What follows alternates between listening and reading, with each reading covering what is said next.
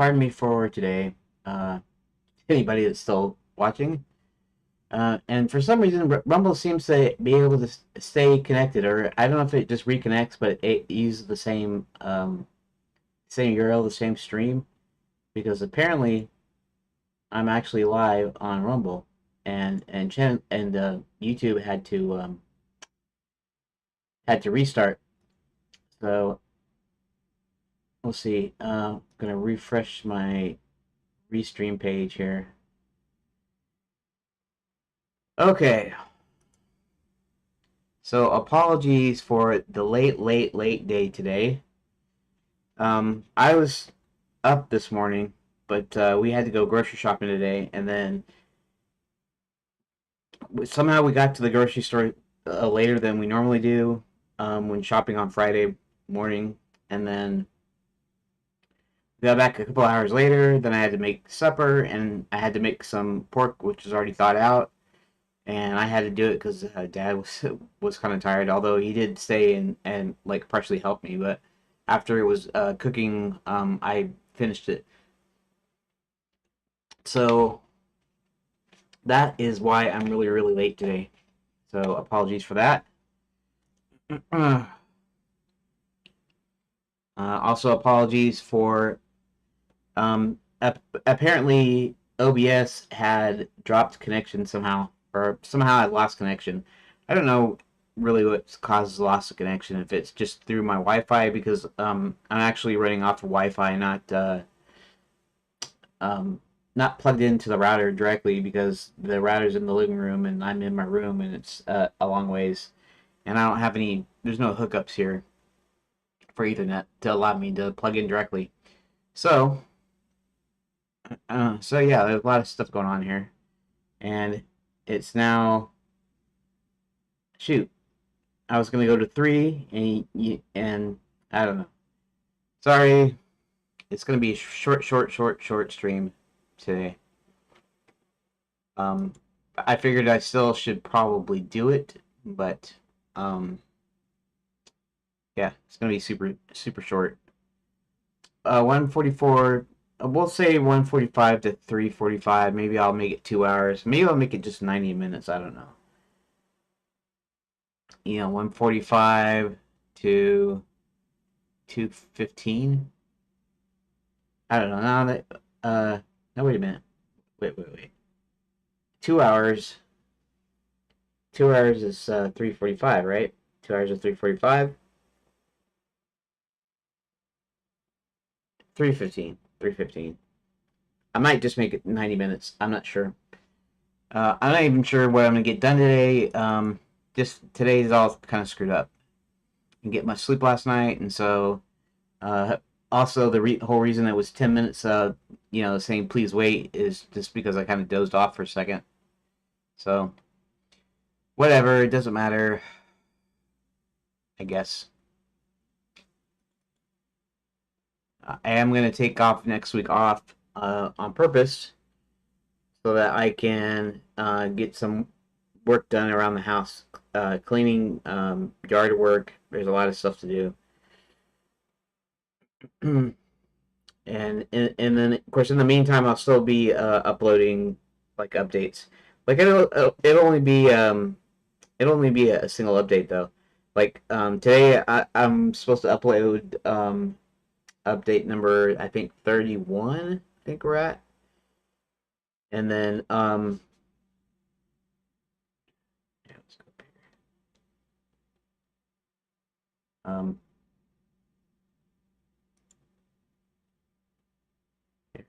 Desktop. Okay. Um, so I'll be uploading like 31 tonight, and then on Friday, the next Friday I'll be uploading like 32. So so I'll still consistently have like update um uploaded. It also means that my updates can now catch up to my actual live streams.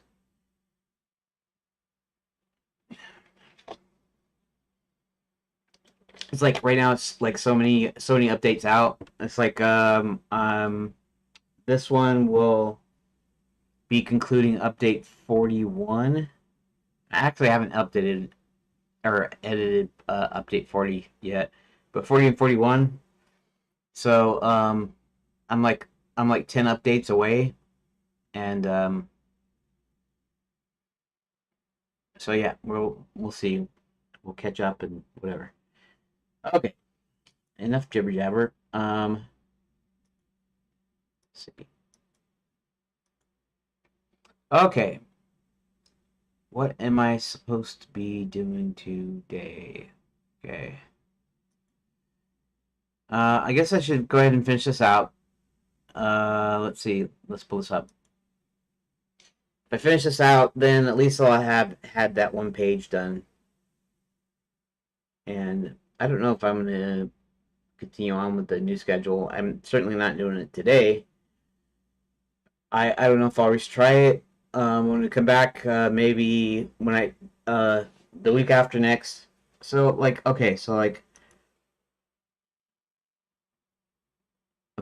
next week, Monday through Friday is the 28th through the 1st. Okay, and um then August 4th through starting August 4th is the Monday afterwards. So I'll be starting up again on Monday the 4th, August 4th. Anywho, let's look at this for a sec. Let's see if we can get something done. John decides that maybe the best way to get a badge might be to build one if he can get the right components. The badge is in the shape of a shield, mini coat of arms at the top, and a name at the bottom. John is able to get objects to build a badge from various souvenir stands. Okay. So I did kind of want to come up with some interesting choice thing here a little bit. It doesn't have to be fancy. It could be just like what I just did with the drunk part. The getting the badge from the Sir Drinks a Lot. And let's think about here. Let's see something here. Okay. So the one hand you have the build a badge, or build a shield. It's probably going to be called build a shield, not build a badge. Build a shield. The build a shield stand where you take the various components in them and stick it on. Now the only thing is you can't get in with this, and there's like this what would be an obvious difference between the actual souvenir coat of arms that you get, little souvenir button thing, and the actual badge that you can actually get into the other tents with. So I have to figure out what is the thing that goes on to the badge that makes it official, or makes it look official anyways.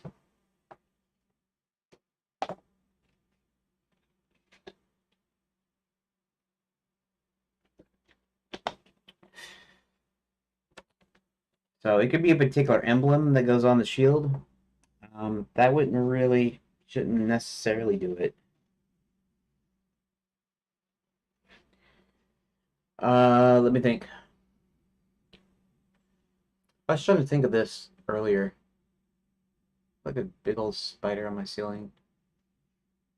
Anyways,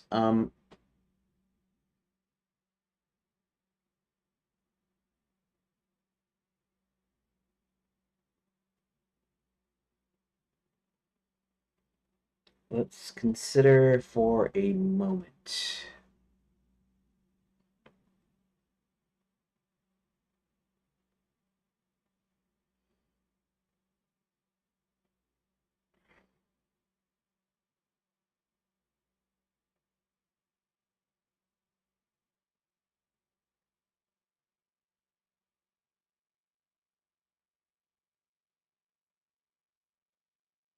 Hmm.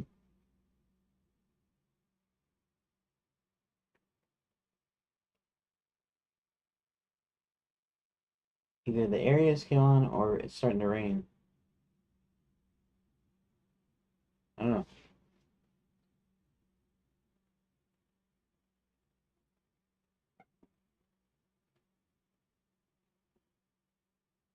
Let's think for a moment.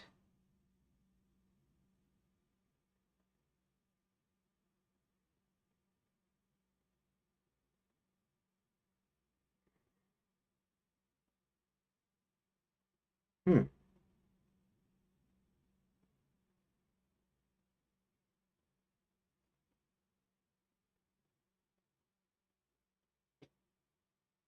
Yep, nothing's coming. Most talking with Grok yesterday and the day before, it was saying that maybe there's a specific emblem that goes onto the coat of arms that indicates it's an official badge. Um,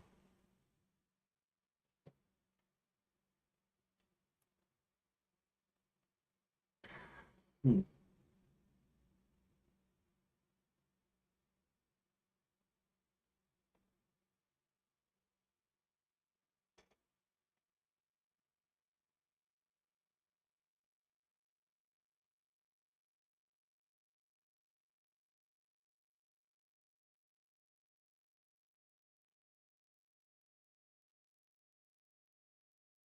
Maybe I can maybe I can be funny about it.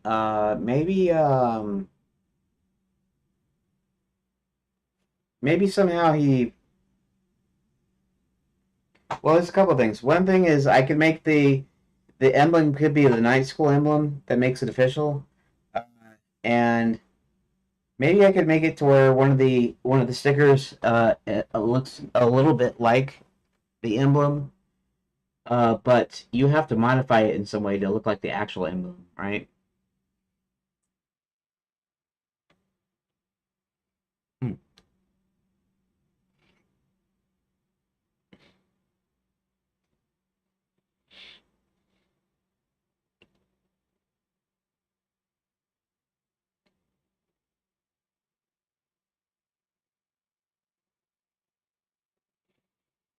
Um,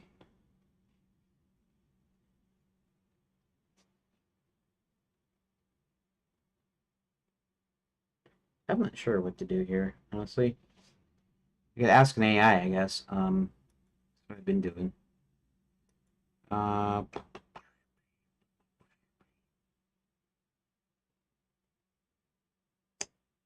Let's see.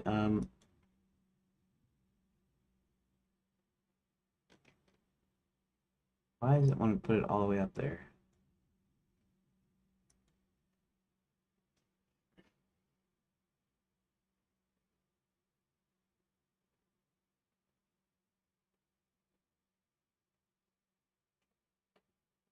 Um, can be silly or stupid. Silly or stupid. However,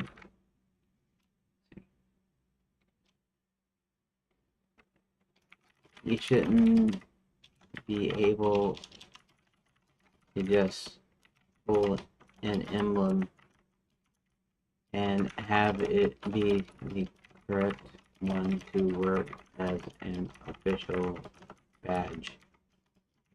It might need to be modified some somehow.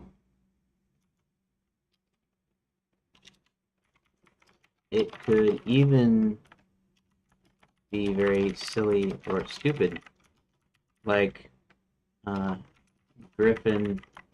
If I use a Griffin, actually, he's a Griffin as a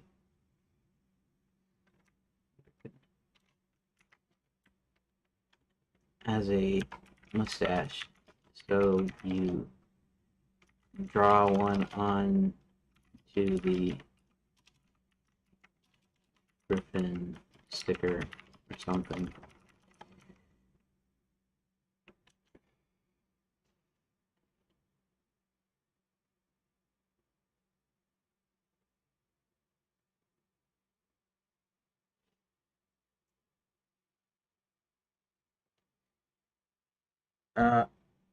Mini coat of arms puzzle. And this is just going to be straight up be saying what it does. I'm going to hopefully be able to figure out a couple of choices to make it feel like you have a little bit of agency there. Heal with the scar. Okay, so it's just come up with junk now just because of what I based on what I said.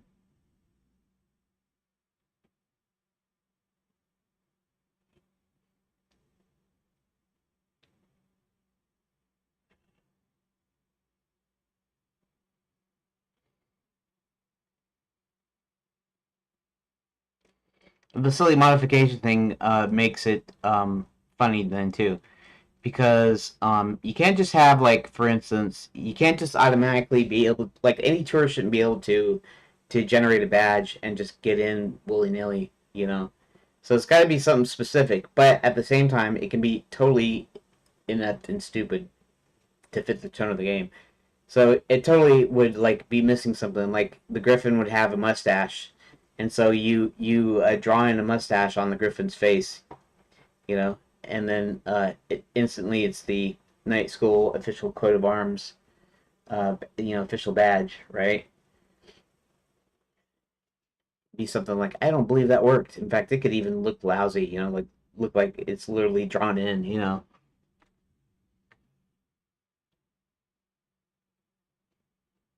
Um, want to avoid a scenario where simple and pick correct enough to pass fit. Instead, they need a specific modification to make it work, and you're open to being silly or stupid, like adding this modification adds a layer to the text space, ensuring it's not too straightforward and fits the adventure game's puzzle logic. Goals for John to modify the correct emblem sticker in a distinct, humorous way to match the official Night School badge, with the failure to do so preventing tent entry. There are text-based modification ideas that add puzzle depth. Mustache. Griffin emblem is a distinctive curly mustache, a quirky Night School tradition, uh, symbolizing nightly flair. It doesn't have to symbolize anything. I mean, I'm not really that, like that detailed about it, whatever. Lacks the mustache. Must draw one using a quill or charcoal from the stand to match the official badge. Without the mustache, the tent guard rejects it. No mustache? That's no Night Griffin.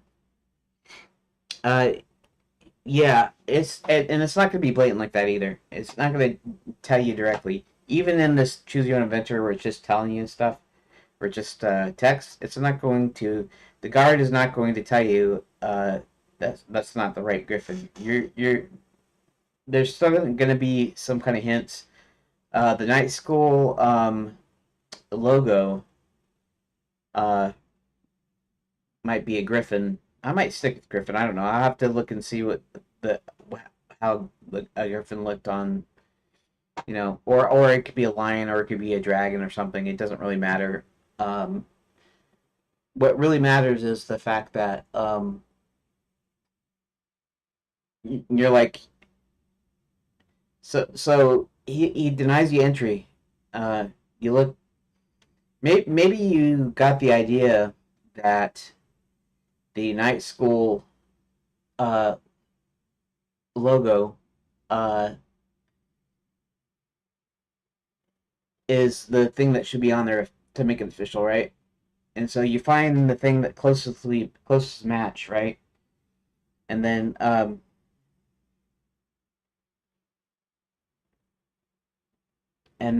you get this idea that, okay, so how do I get a mustache on there? Well, maybe like Brock said, there's a quill. There's a quill and an inkwell, and he asks if you can borrow the quill, and then he gives the quill. He takes the quill, and then he looks at it for a second, and then he goes, "What if I just do this and this? Use quill on badge or something. It'd be an inventory puzzle more or less, but in text it would just say it in text. That's what he does. He notices that the emblem, the night school emblem, is a griffin with a mustache, a A big giant handlebar mustache, just some ridiculous thing that you wouldn't find in a fantasy story or something. And in fact, it could be even funny with it. They could have different like mustache, beard, whatever. It could do all kinds of different stuff. Like it could generate it, and so each time it's like different. But he figures, okay, so I guess if you're smart enough, you kind of go, maybe I'll just match the night school emblem, and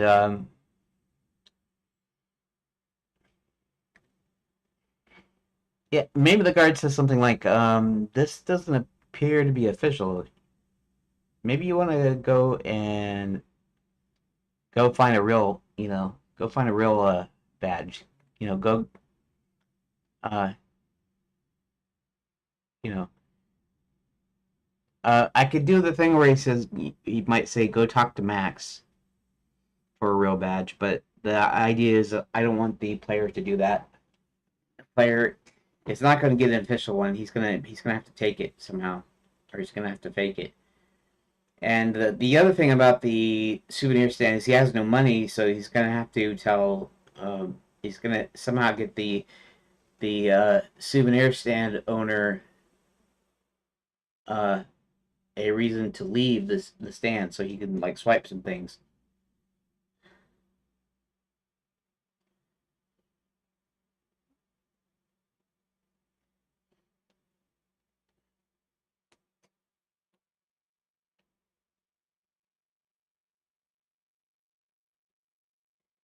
Okay. A clue. Americans find sport fine mustaches or banishes.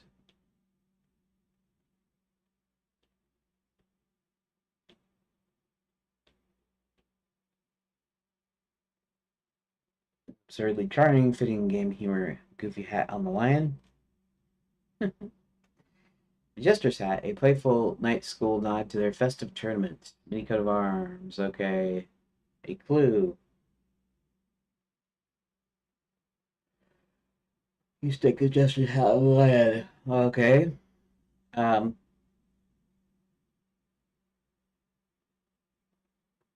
okay, let's see. Oh,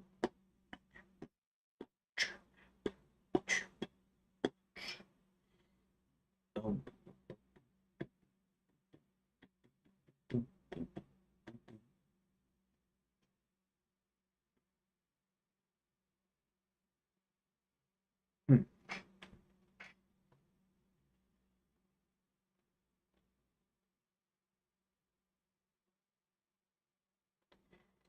I could put a little it'd be a little like an Easter egg sort of. Um, it would not be a hint because nobody watching, anybody that knows the spoilers would know it, but nobody actually playing this would actually catch on until maybe later, maybe even way later. And that is Sir William's a unicorn, and at this point, the player doesn't know who Sir William is really, and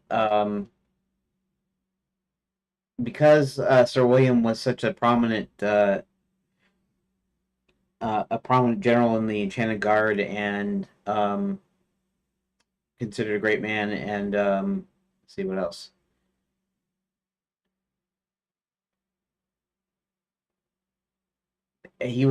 I think he was an instructor. I think the idea was he's an instructor at night school at some point. And so maybe he was even an instructor before they became a tourist resort. Anyways, uh, the idea being that Max or Violet is actually doing a lot of the dirty work here. So and she's the one that turns him into a unicorn. So maybe she decides to make the emblem a unicorn. So you have a horse head or you have a horse, and you need to fit the horn onto it. The only problem with that though is, let's see, I do have a problem with that, don't I? Um,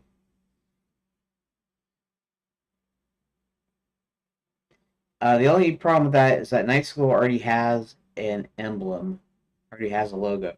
They could change the logo, but I wouldn't expect Max would necessarily do that. He might if he wanted to change everything about it, but maybe not.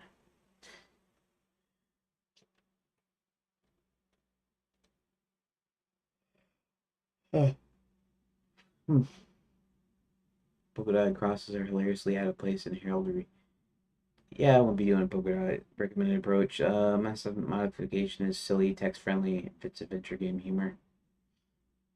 Um, yeah, drawing a mustache because that's a traditional thing, right? Traditional thing to mar a painting or a likeness is or just someone you hate or just trying to be funny is to draw a mustache on it. And so the point is here is that there's a mustache. I have to look up different symbols too, so I can decide what kind of symbol I need to put on there.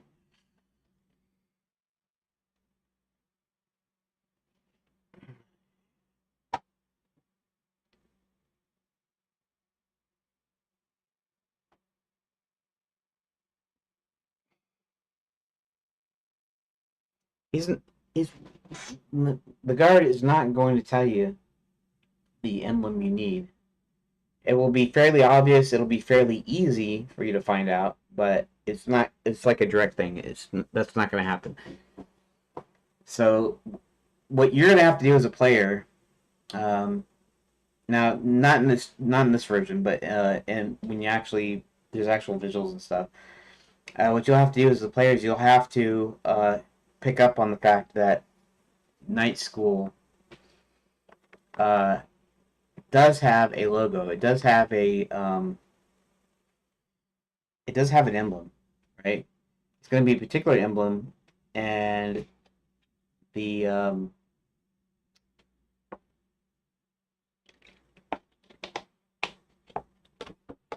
you'll get the idea because you'll find a sticker that's similar to the actual emblem, but not quite there. And that if you're smart enough, it'll clue you in and go, oh yeah, that's like this one right here, this griffin over here. Um, coat of arms emblems.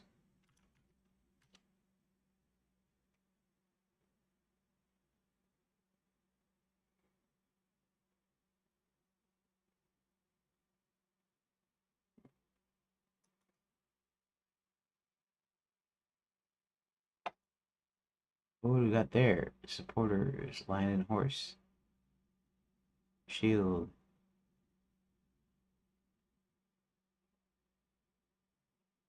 Oh, for elaborate African roots, eagle, America, South Carolina, homeland. Oh, interesting. United Kingdom.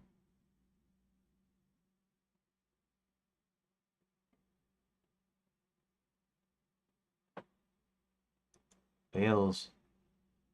Oh, what happened to the deal? Royal coat of arms for royal badge for Wales. That's cool. I like this. I like this Welsh badge here. Uh,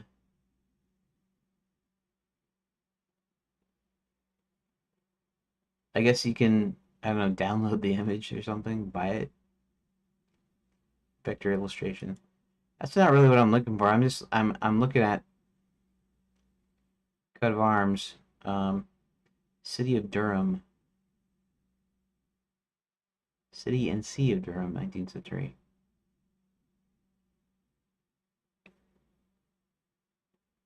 Huh.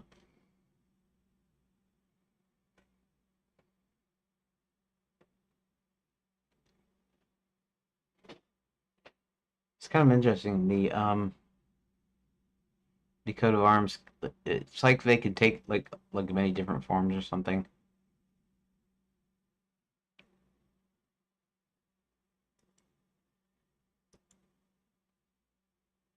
Hmm. Interesting. Very interesting.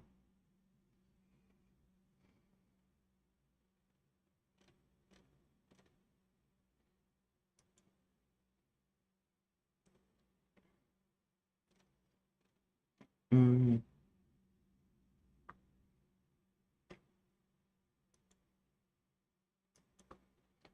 Coat of arms.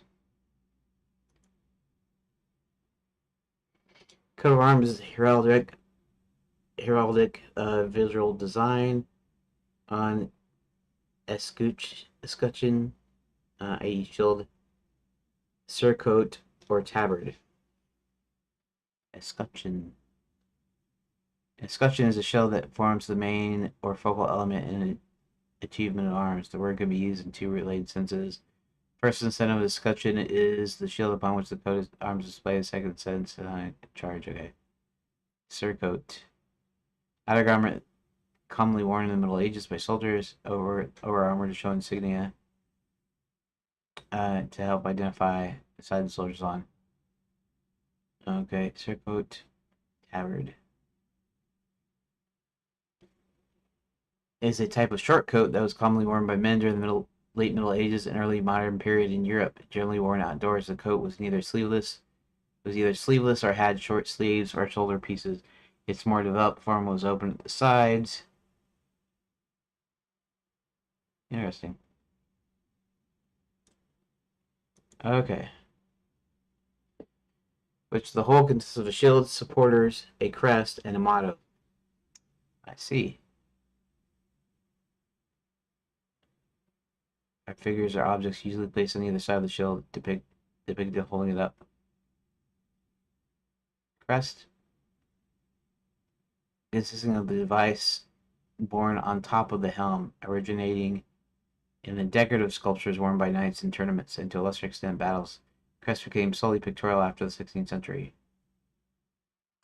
Interesting. I didn't know that much about the coat of arms. I know the shield and stuff, right?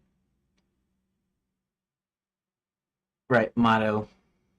Um,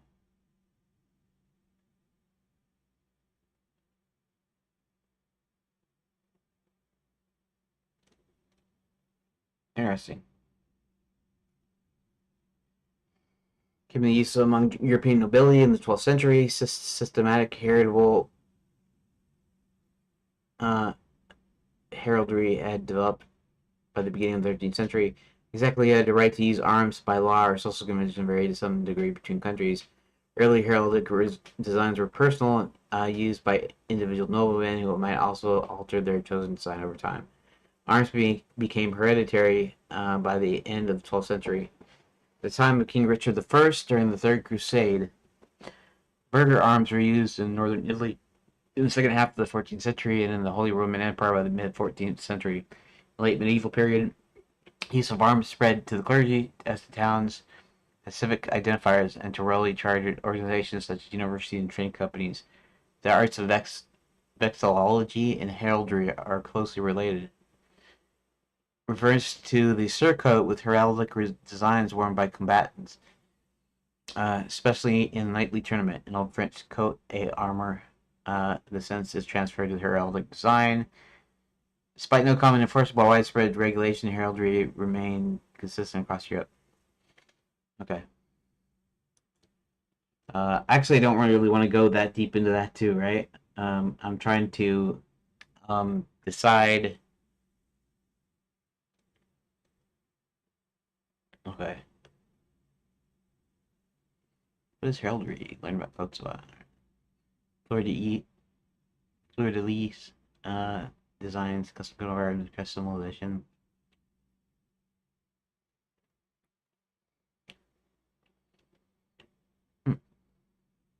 A beginner's guide to heraldry.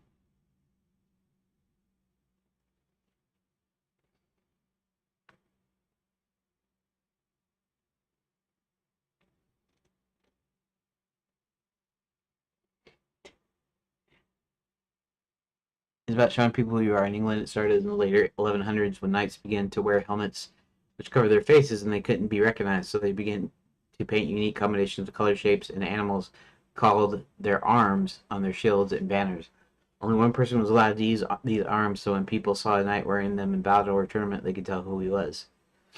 Heraldic code. When heraldry began, knights and their families spoke Norman French. Expert heralds still use this language to describe coats of arms. You don't have to know this code for your shield, but it's a very precise way of describing coat of arms, and it can be fun. This guide to heraldic names for things are written in italics like this.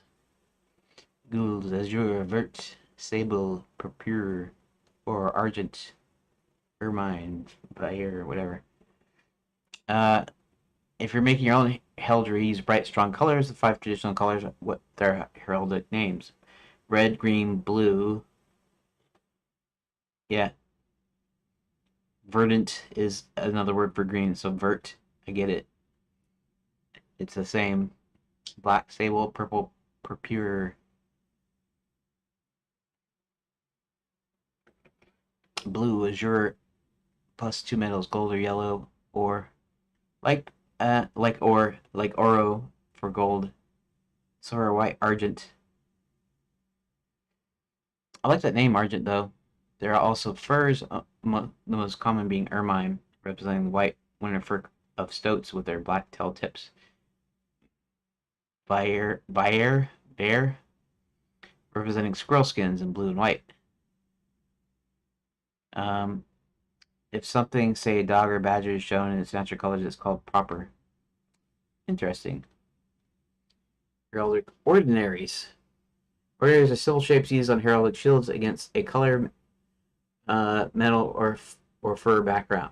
If you're making your own design, choose one of the main ordinaries. Fess, horizontal stripe, pale, vertical stripe, a bend, a diagonal stripe, a chevron, like a house gable pointing upwards, like a roof. I know what a chevron is. Yep, a cross, plain cross, a saltire, or a St. Andrew's cross, which is like an X. Chief, a bar across the top of the shield, border around a border around the edges of the shield. Pile, a downward pointing triangle. Okay. You also divide your shield into 2 colors, either vertically or horizontally, or into 4 different colored quarters. You don't have to use an ordinary, but if you do, remember, never put a color on a color or metal on a metal.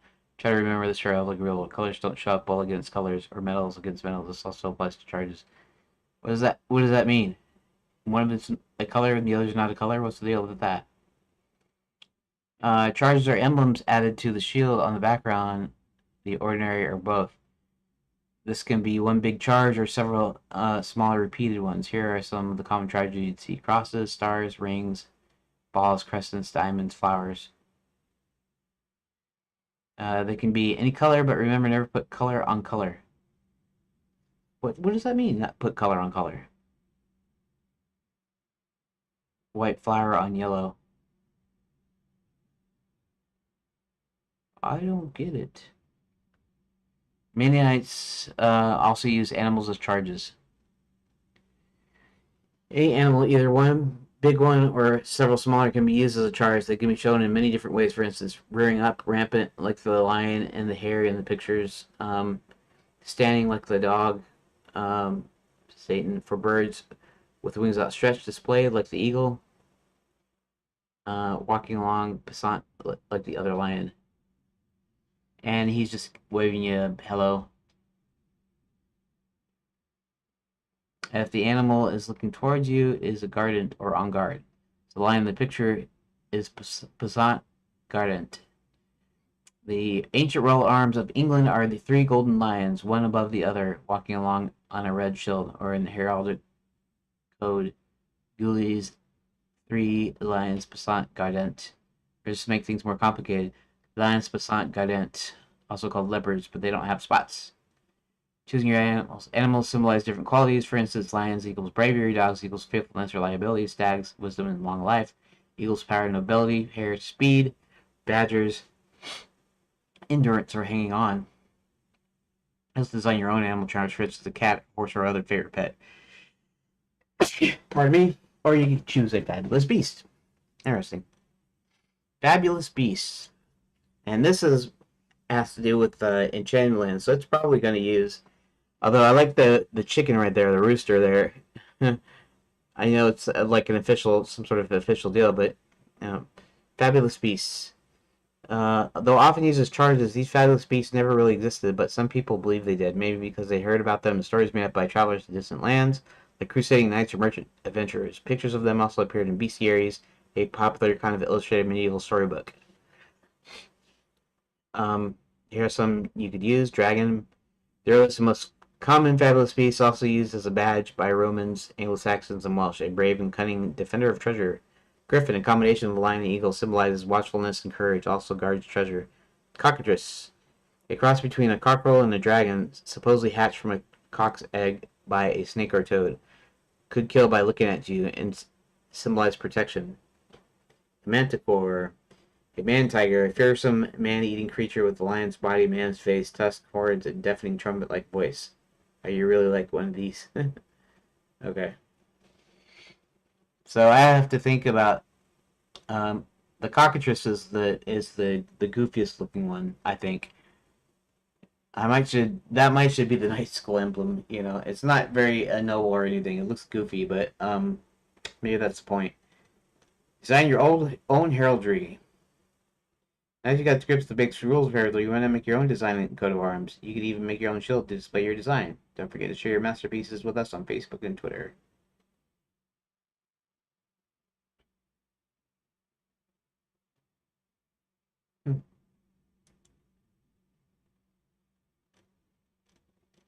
I see. Painted. All right.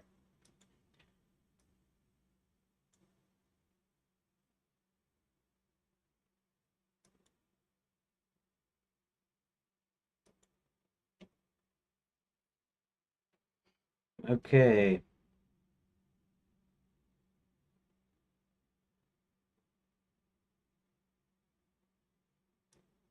Oh, just playing coat of arms. Let's see what pops up when I do that.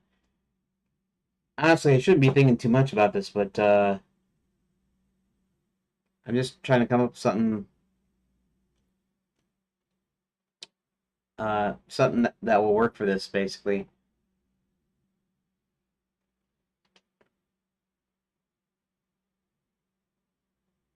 Coats of arms. Encyclopedia Britannica. Dating back to the primary established identity battle.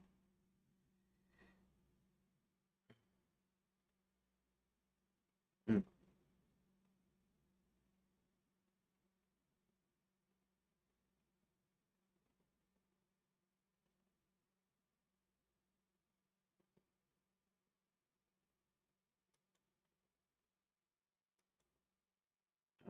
Okay. What happened? Okay.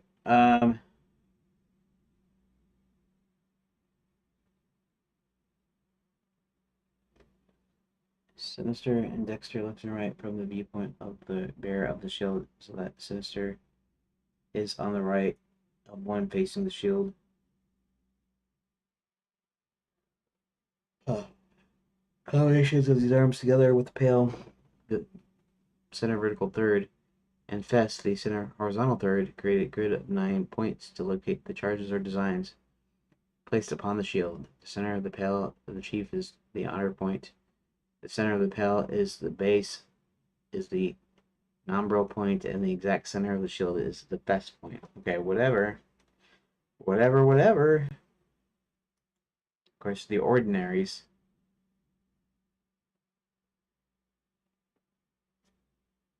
I don't know what it meant by color and color because these are color on colors, aren't they?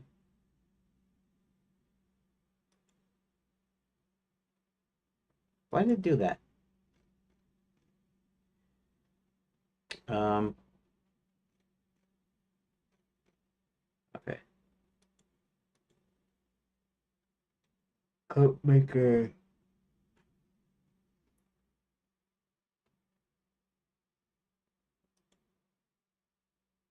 Hmm,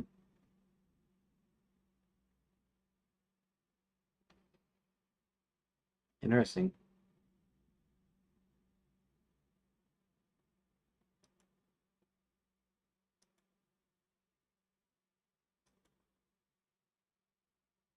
I see.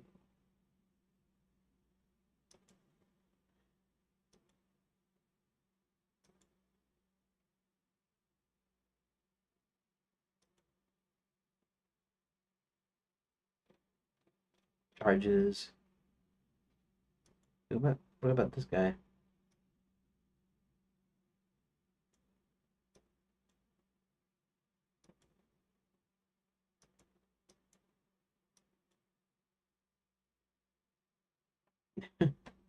Okay. I'm just wasting time, aren't I?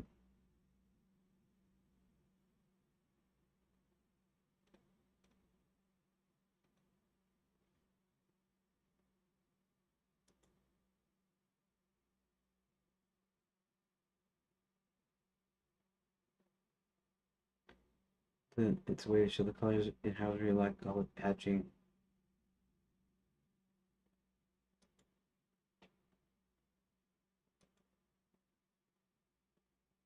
Huh.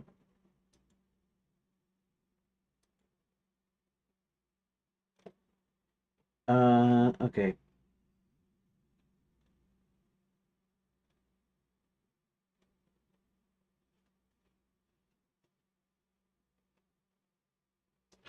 Coat of Arms Ireland. That's cool. I like that harp. The harp on a blue shield, huh? Is blazoned formal description of coat of arms, flag or similar. Okay. As azure, a harp or a stringed argent, a gold harp with silver strings on a blue background. Huh. That's really cool, actually. I like that. Um, Looks like you can kind of almost do anything with the coat of arms. Um, I mean, I guess I mean you can make up stuff and it wouldn't be official or whatever, but like for purposes of my game, maybe I could just come up with something basically 4 parts and then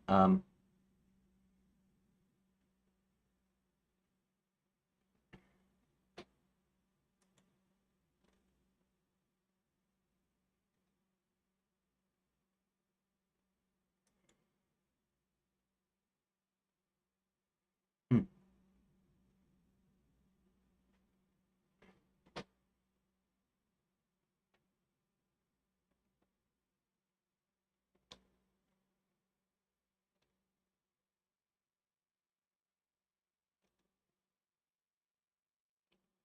interesting.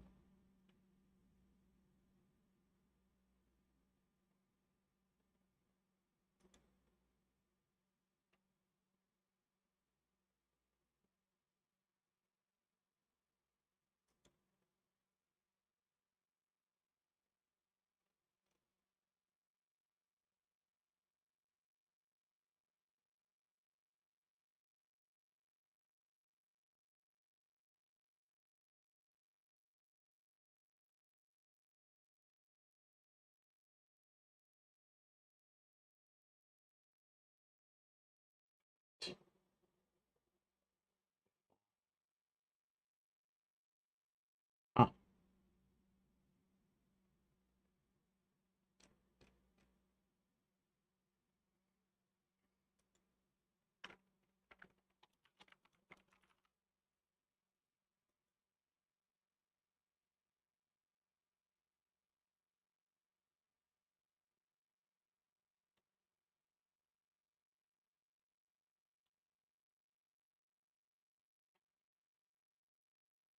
all right. Let's go back.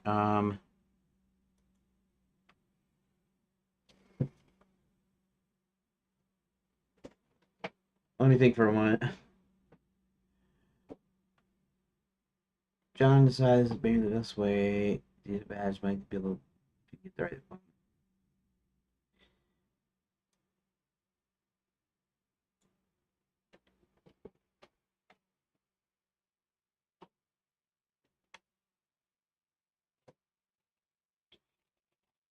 Think about this for a second.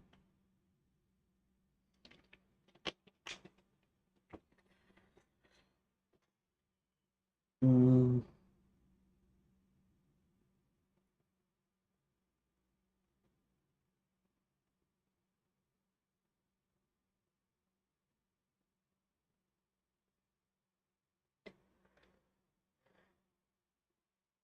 I think putting a mustache on something will be good, but I don't know if I'll use a griffin or not. Maybe I'll use a horse. Horse ring up on its hind legs could be the night school emblem.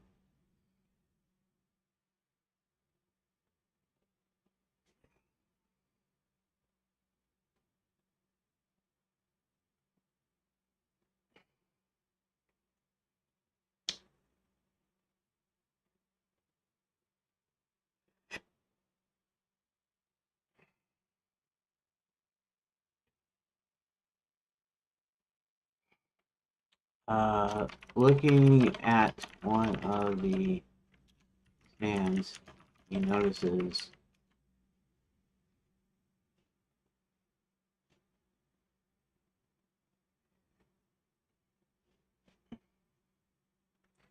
you can build a mini coat of arms by taking out the components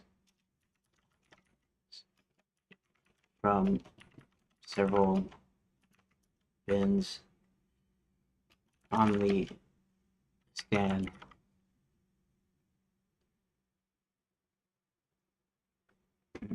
and assembling them. The badges look almost badges the the souvenirs almost look like official night school badges. Okay. At least that's something anyways. Was it 2:30? 2:30. Okay, let's think about this for a second.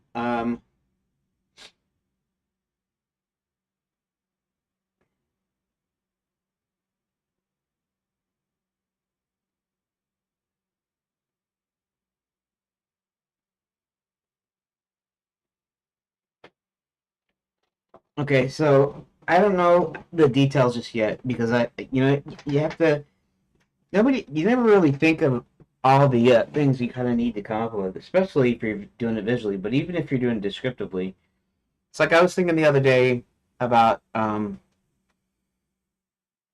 how people get into Enchanted Lands, how they get down to the surface, and part of the is the administration castle. So basically, when they come through the portal, each of them sets foot in the train cabin, where they sit down, and then the train flies up to, or flies to. It's already in the air. Flies to the castle, where when you disembark, you actually go to these stands for check-in. And so basically, check-in as far as hotels, restaurants, and various things. You show show them your tickets and all that. That's where they take the ticket, and then the idea is you go from there to the other train, which actually the other half of the depot, which actually goes down to the surface. Now, if I were thinking this logically, I would be thinking this castle has got to be huge, right? Especially having huge influxes of people coming in, tourists. So, like in Disneyland, you can walk right under the castle. Actually, you can do this in Disney World too. You can walk right under Cinderella Castle in Disney World or Sleeping Beauty Castle. But by comparison to real castles, they're really small. So when you go through, it's pretty easy to go from one end to the other. Now, I'm thinking, what happens when you go to check in? How do you get to the other side of the castle grounds to get to the other depot? I'm thinking, well, maybe you can walk underneath it. Okay, so maybe the castle proper is actually sitting on top of this. It's like a raised platform sort of, and it forms the roof of stuff down below it. Uh, where um where all the stuff like your lines go and check in and stuff goes there. So maybe you walk underneath it, right? But if it's such a long way, then you're gonna need some sort of conveyance. Maybe a magical conveyance. Maybe a horse-drawn carriage that goes from one end to the other. Maybe magical teleportation. Maybe I don't know, a bunch of things. I'm kind of going, that's not very logical. It's not logical to have two train depots, one on complete opposite sides of the castle, uh, where your tourists have to go from one train and to the other, and have them like walk a whole bunch of time initially. Now I could do a thing like the sort of like the original Disneyland, which had the parking lot and had these trams. So you could have something like a tram, like I said, a horse-drawn carriage or some such thing. But that was kind of your first ride, and you didn't have to walk to the entrance. You actually rode to the entrance. So maybe there's something like that. Maybe there's uh, something that will drive tourists from one end to the other end, right? So it's like a thing you have to go, well, logically, how would this work? Well, either you get to walk through the castle, or there's a tunnel through the castle, or there's something else going on, right? So I'm even kind of going, well, let me think.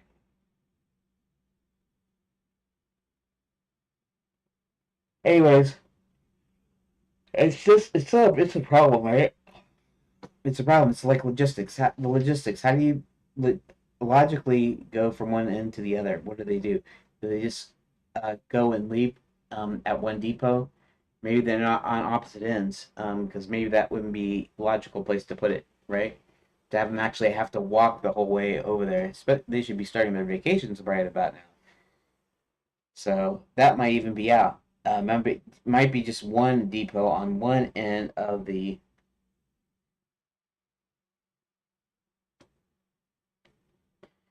And there was a thing. Okay, so there was a thing that I wrote where they're getting building materials from the surface to the castle through these flying trains, and that's through the other depot. So what if there's possibly the other depot does not have anything to do with tourists at all, but it's just like a work deal for construction and for whatever official business or whatever. So so basically, tourists are going. Maybe they're connected to a different train, but tourists are also um, flying to the surface off the same side. And the other thing that I could say is if you can go into any train, through a portal, then why do I even need a depot? I mean, eventually you might have to have a depot somehow. But if everybody comes in and they're automatically open into a flying train cabin, does that mean the trains are just sitting there flying around, or what? I have to think of all these things. Because some of it doesn't really make sense. Even though it's fantasy comedy, you still need a logic. You still need an internal logic or internal consistency. Okay. So, anyways, this is the way I was thinking about this. I was really not paying that much attention. There's a lot more to a coat of arms than just this few things, right? Anyways, so the souvenirs almost look like badges. So he's gonna attempt to build one and take it to a guard, and the guard's gonna reject them and say, and I don't know, you might give him a few hints along the way. I'm not sure, but yeah, seems to take a lot of time. And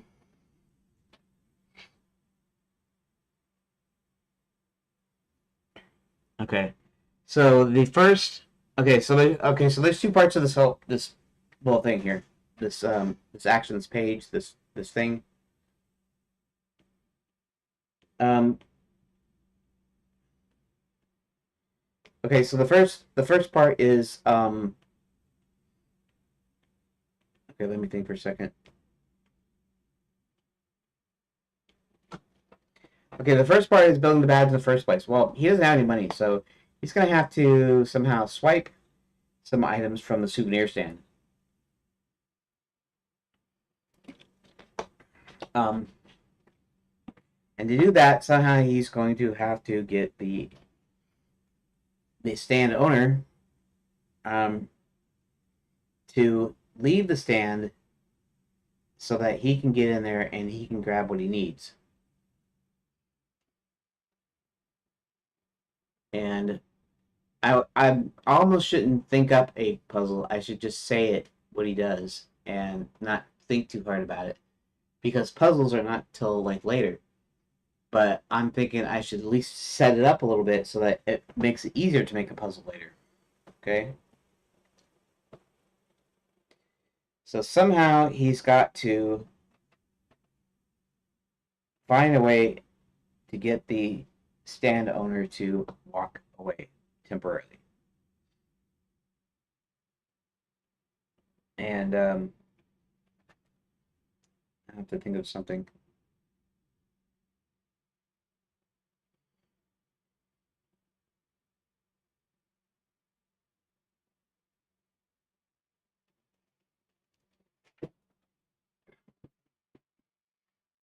Let's see.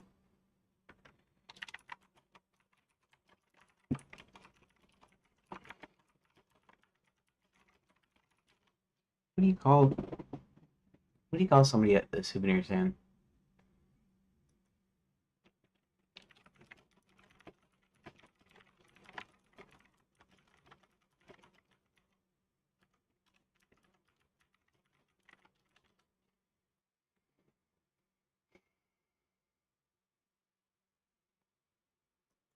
Vendor or seller? A vendor. Okay, vendor or seller. Okay, I get it. Okay. The vendor to step away from stand, but in order to grab the components, so his badge.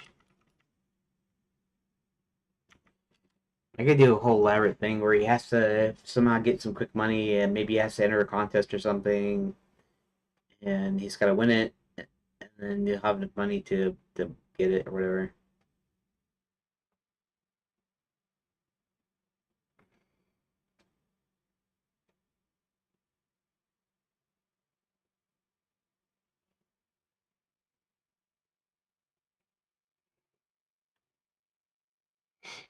You need to build a badge.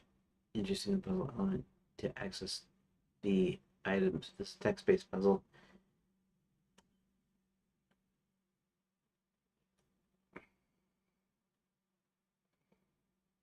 Solvable through text-based choice. Okay, fake emergency shout.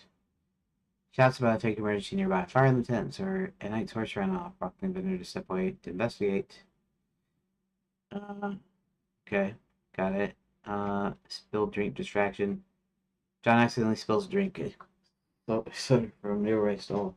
Near the stand, prompting the vendor to step away to clean it up or fetch a rag. Uh, Fake customer diversion. John signals a fake customer, e.g. pretends to be a rich knight calling from afar, or knocks over a display to mimic the buyer's approach, learning the vendor to investigate.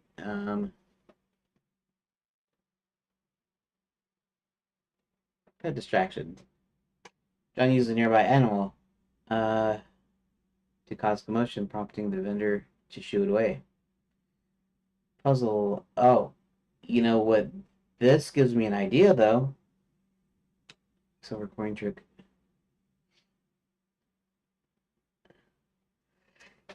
What if the vendor's horse? What if the vendor's horse is tied up nearby, and that could be a way. Just thought of that. The vendor's horse is nearby, so he decides to untie the horse and to throw him on the backside and get him to run, spook the horse.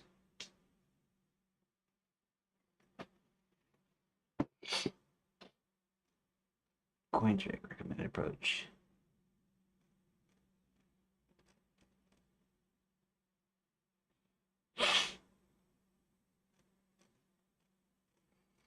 This just gave me an idea. The vendor's horse is hobbled nearby, so John releases the horse and swats it on the hind quarters to get it to run, which it does, whereby the vendor has to chase after it. I mean, that seems very effective anyways. Now, do I want to do multiple choices? Do I want to do multiple methods?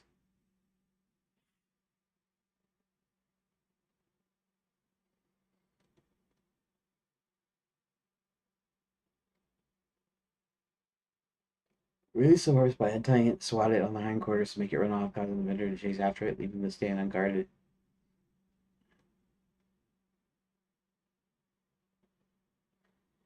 Um,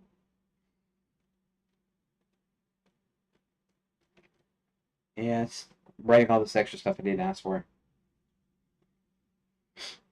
Okay. And I think I'll call it a day once I get this done, because I think I'm gonna see if I can finish this up today here in a few minutes.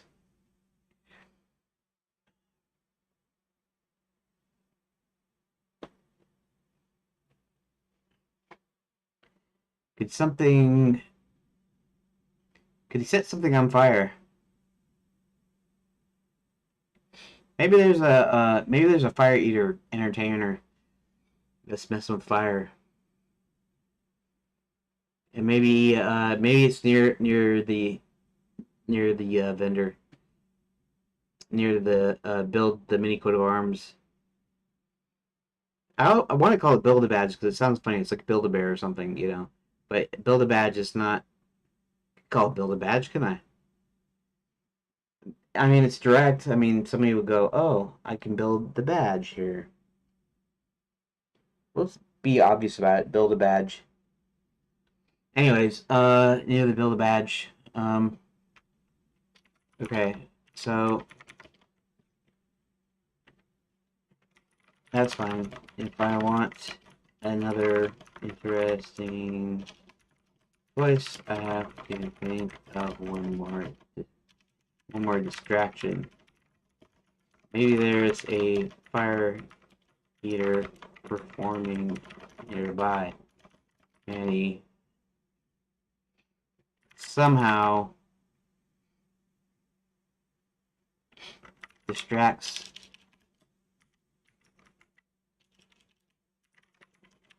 the performer, causing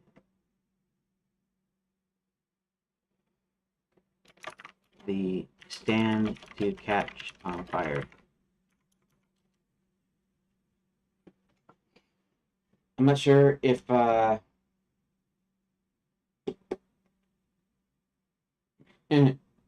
sitting down in my chair. I'm just gonna lean back here. Let's see something here. Distract the vendor. Fire distraction mechanic.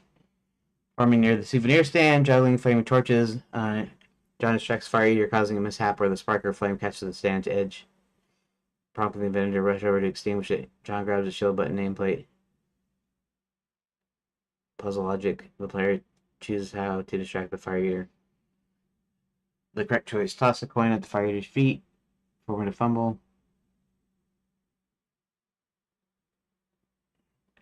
Fail because the performer ignores John.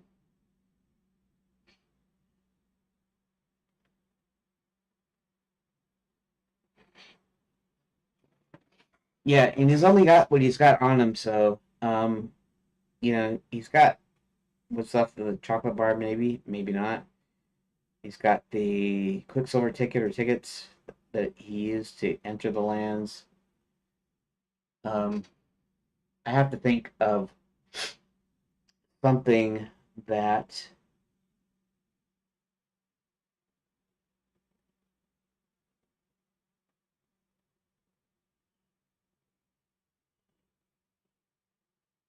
maybe tickles him. You know, I don't know how that would work in the game proper because I'm not gonna have like a tickle option. It's gonna be there's gonna be some sort of hand interaction.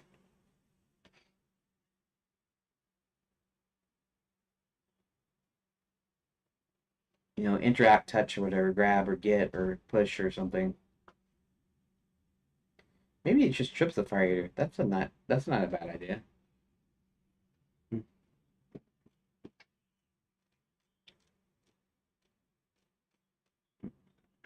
I think he'll trip the fire eater. He doesn't have a coin or anything.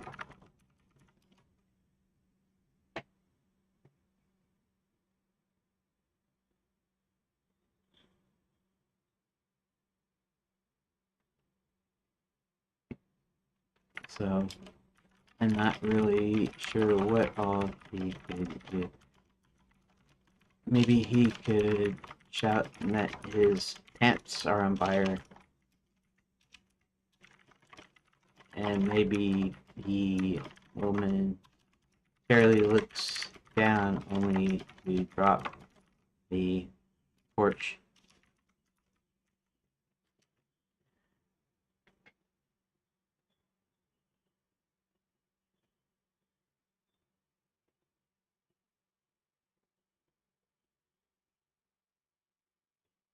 Well, I don't mean show. I mean maybe he tells him his pants are. Hey, your pants are on fire. Uh,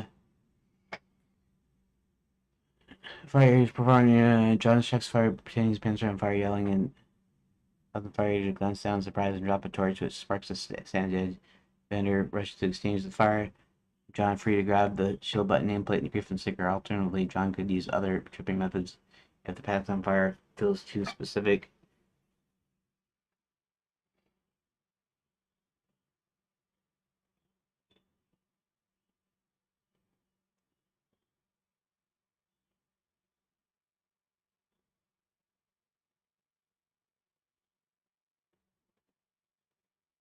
Uh, that wasn't what I intended. I just said it wrong.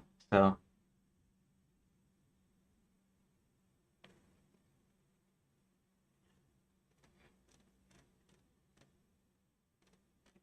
um, I just said it wrong. John doesn't pretend his own pants are on fire. I meant he'll do something like shout out, "Look out! Your pants are on fire!"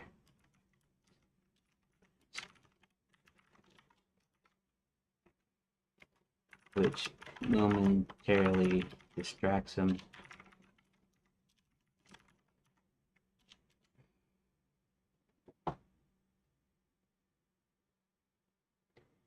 I think that'll work. It's just two options. I just want two options to make you feel like you're doing something specific. Pants on fire. You're clarifying a nice club. Focus on the mini coat of arms puzzle. You corrected your earlier idea. Instead of John pretending his own pants are on fire, he shouts, "Look out, your pants are on fire." At the fire, you're performing your right, having him to glance down in panic and drop a torch back at the souvenir stand's edge. This prompts the vendor to rush over to douse the fire. Uh, letting John to grab the components. This remains a text-based puzzle. Okay, yeah.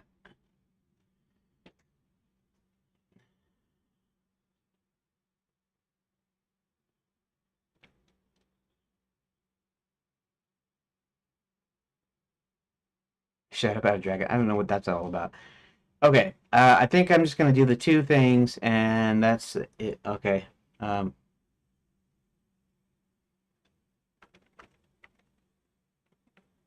um, your only problem is the vendor can spot you. You try to take anything.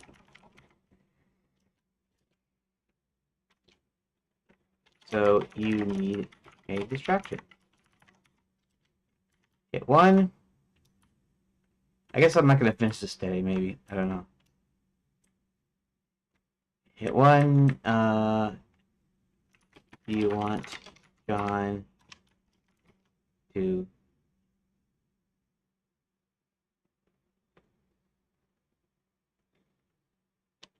okay. There are 2 possibilities. I won't actually be saying this later, but there are 2 possibilities. Either do something with the vendor's horse, which is hobbled behind the stand, or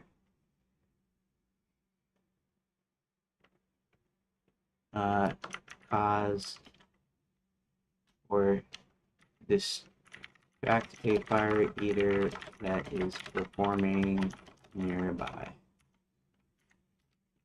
Hit 1 to let loose the vendor's horse. Hit 2 to distract the fire eater. Okay, save that. We're gonna save it here. Save that. Why does it do that? You can't save it when you're in that little editor thing. Okay, let's actually save the actual room data. Okay. So this is what we're going to do. Night School Engine 6 and 7.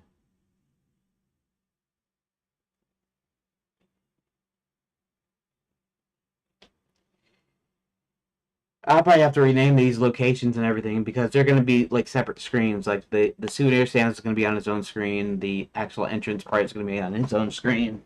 That sort of thing. Okay. Add a new room. And add another room. Let's go ahead and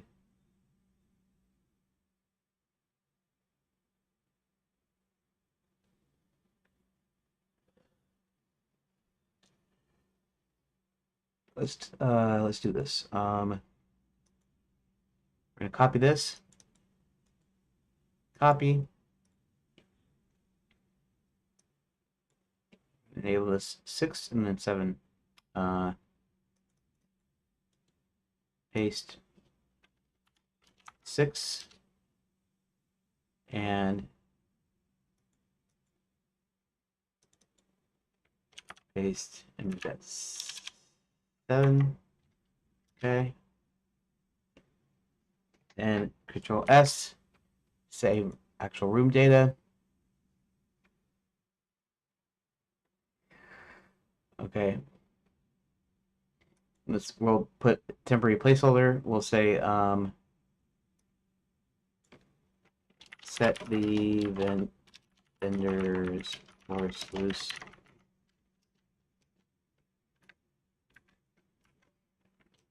Hit 1 to continue.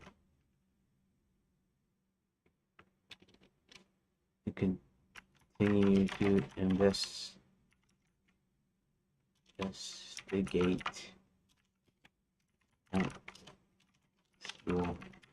that. Okay, and then this one is going to say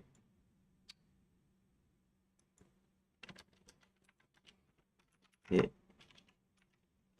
1 to investigate night school.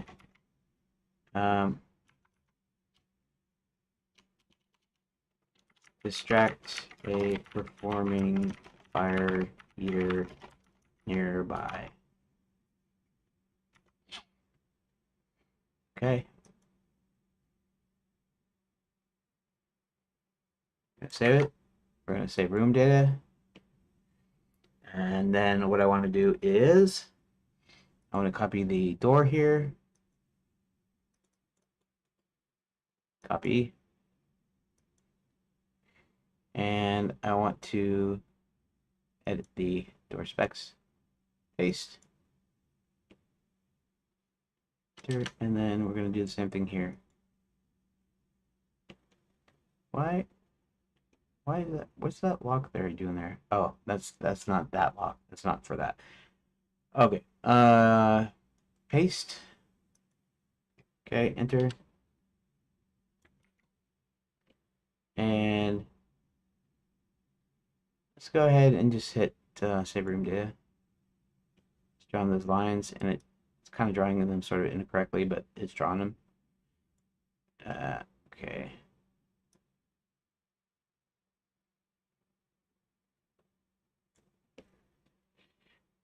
Over here, we're going to say is 6 and 7 entrance. Okay.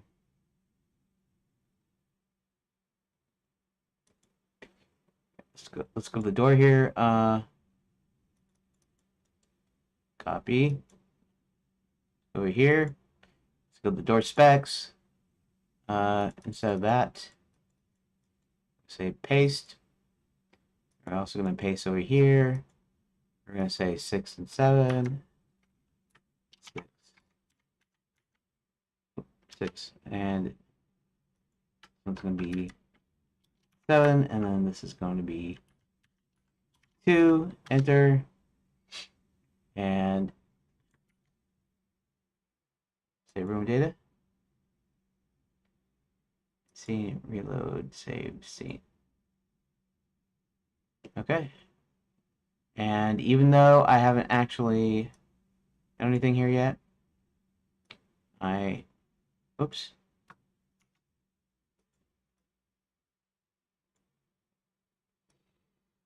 There we go.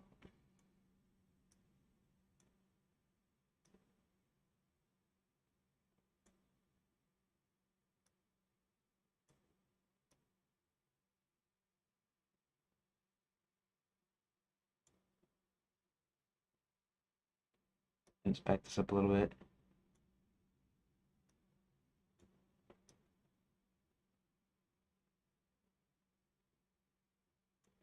Okay.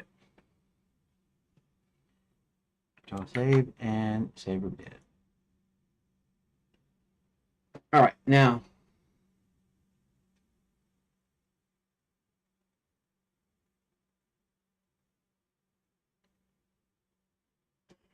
six. Oh, okay. 6. Okay, 6 steps the vendor's horse loose. John, looking about, notices the vendors. Wait, I already put it up here, but let's do something here.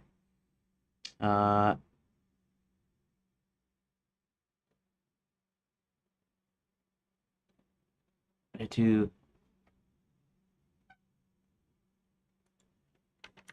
it's a fire eater performing nearby. It wouldn't loose the vendor's horse. Okay.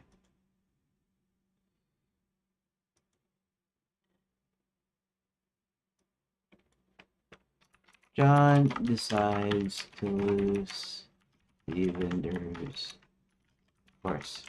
He quietly sneaks over the horse, unties the rope,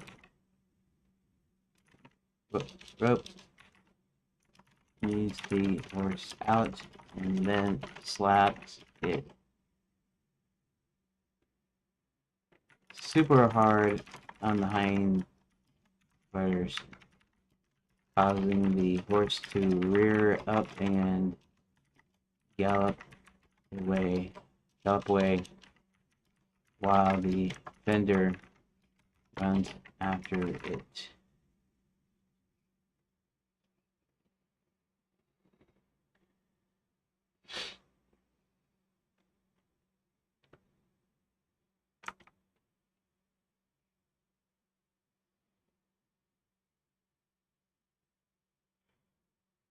Okay, while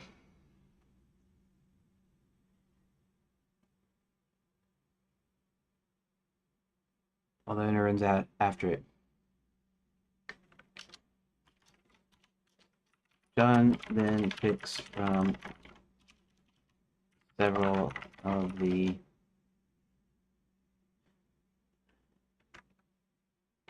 items on the stand and builds himself a mostly accurate badge that looks like the ones all the knights are wearing.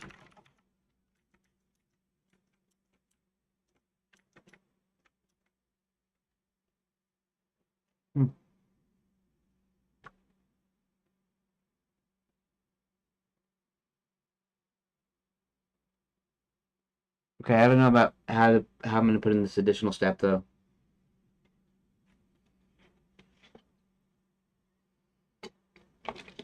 Maybe I'll just keep it simple and I'll just state it here. After being rejected from the enrollment tent, John looks around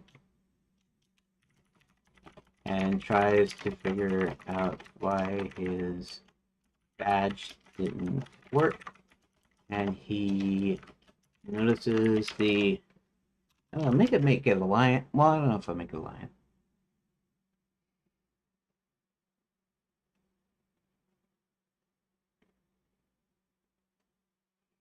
He notices the night school emblem is a griffin with a mustache.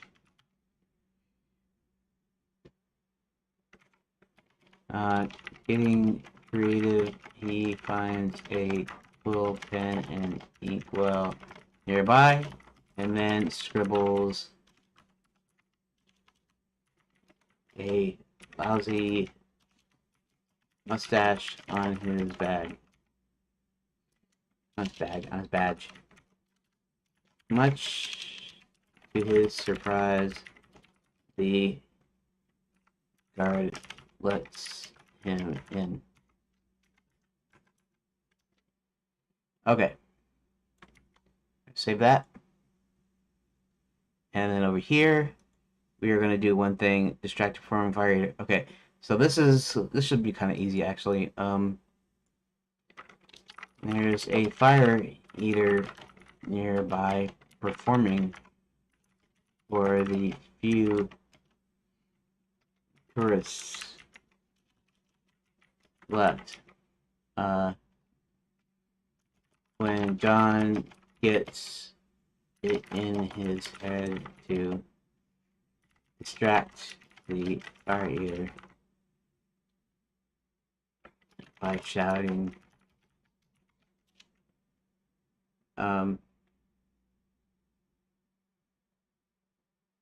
something about your pants are on fire. Look out, I guess. Look out. Look out. Your pants are on fire. Just then, the performer is distracted long enough to drop the torch, and it sets the build a badge stand on fire.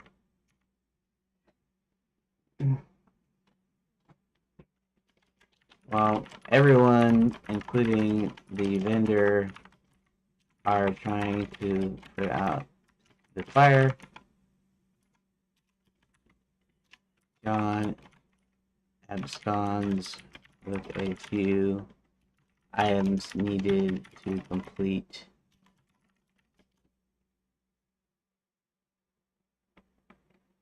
his badge. Okay. I think that does it for this. Okay. Say room data. Okay. That's good enough. And tomorrow I can, well, not tomorrow and not Monday, but Monday after next, I should be starting on the next the next page here, the actual night school thing here.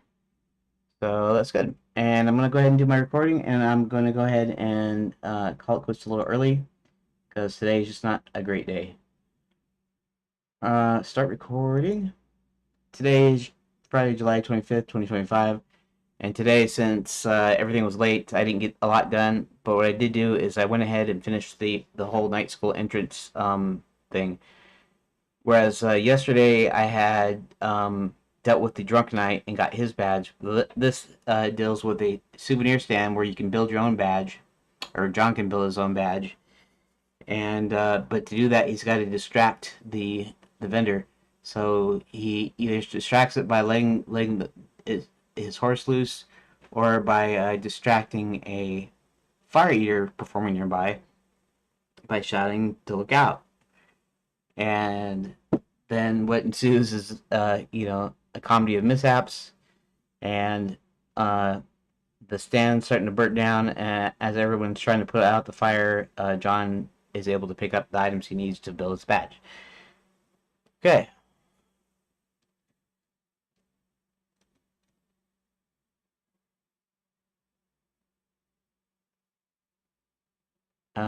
This one.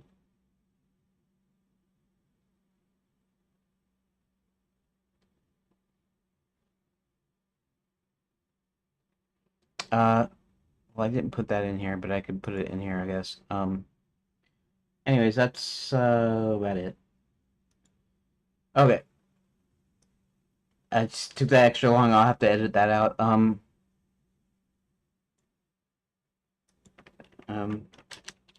When he takes makeshift badge to the enrollment tent, they tell him that's not official, and so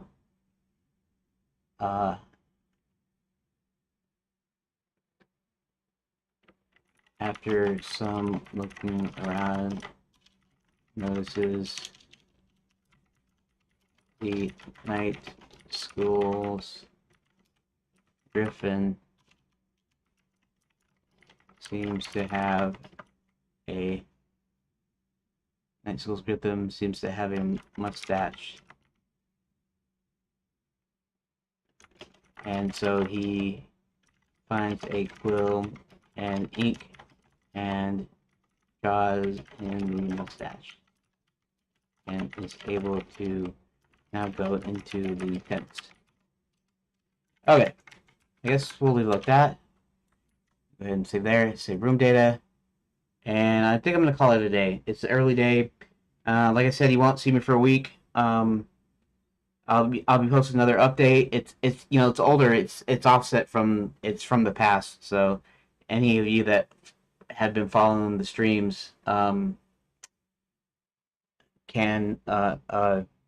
will actually be more up to date than the actual video updates are. So I'll still post a video update today. I'll still post a video update next Friday, and then hopefully the Monday after next, which is the 6th, I think, of August, I will be back, and I'll be streaming again.